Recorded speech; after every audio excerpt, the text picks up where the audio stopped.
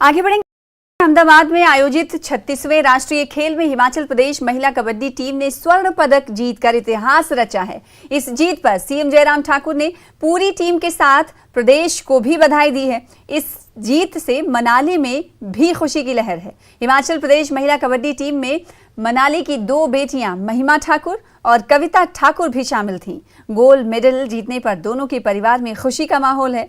महिमा के पिता खेमराज ठाकुर ने कहा कि बेटियों ने क्षेत्र के साथ साथ उनका नाम भी रोशन किया है। बता दें कि खेमराज ठाकुर की दोनों बेटियां राष्ट्रीय कबड्डी प्लेयर हैं। तो इस प्रतियोगिता के लिए बहुत खुशी है। ये देश का सबसे बड़ा टूर्नामेंट है।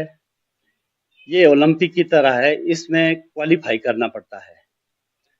तो जो टीम प्रदेश की क्वालिफाई करेगी वही टीम उस नेशनल गेम के लिए जाती है। तो हम सब परिवार वाले, गांव वाले, मनाली वासी, कुल्लू एवं हिमाचल प्रदेश सब खुश है इस जीत के लिए। ये जो साई हॉस्टल में ही प्रशिक्षण लेती है, इनको 8-10 साल से कंटिन्यू वहां पर ही प्रशिक्षण ले रही है और इनसे ये जो मेडल आ गया है।